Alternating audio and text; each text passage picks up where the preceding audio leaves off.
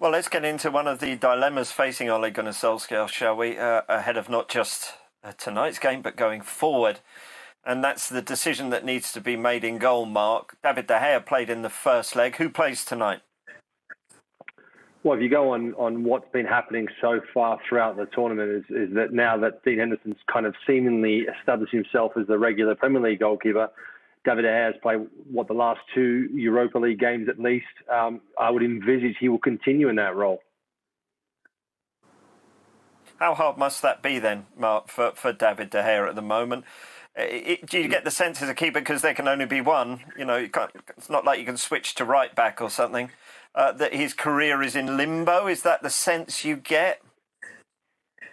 Well, there's been lots of speculation, hasn't there, about going forward. Does Dean Henderson then become number one, the regular number one, the outright number one? There's been talk about potentially David De Gea moving on in the summer, which is going to be an interesting period of time. I mean, the guy's on astronomical wages. How do you move him on after, during a pandemic, towards the end of a pandemic? And it's difficult. I always find having 2 number ones at a club is very difficult, because there's a lot of swapping and changing, and I think they can be brought in. What can be brought in is insecurity. The moment you make a mistake, there's a chance you'll lose your place, and players' confidence can be hurt really, really quickly.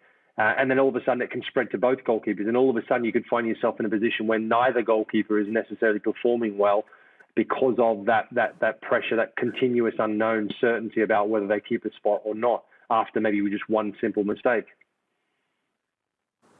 Yeah, Chelsea had it for a while, didn't they, Eddie? When Petr Cech was coming towards the end and Thibaut Courtois was knocking on the door with his gloved hand.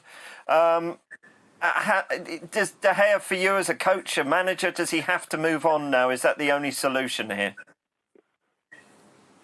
Yeah, it's easy to say. It's easy to say that he has to move on, but the simple fact, Mark just put it there, his wages is going to be a big problem.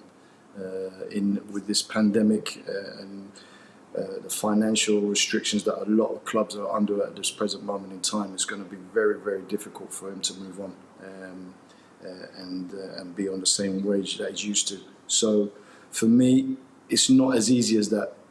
I know common sense says that if he's not going to be the number one, then he has to find another spot. But there's a lot of connotations around this move, and it's going to be a little bit more difficult to make something happen one way or the other.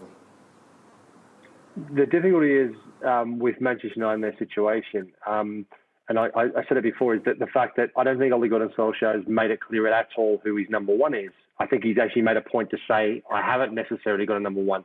He may be my number one for now. The difference when Jose Mourinho was in charge of Chelsea and Thibaut Courtois came back, he made it very, very obvious that Thibaut Courtois was actually now the number one and Petr was going to be number two. And Petr would only play in cup games and so forth and in the league if needed. And that was very, very obvious. So for Thibaut Courtois, that gave him the added security that, okay, I'm number one, it's up to me to perform, and I've got the manager's belief and backing that I'm going to play more often most of the games. Whereas Petr had that fight on to try and re-establish himself, prove the manager wrong. So there was that clear line for me, whereas in this situation, there isn't.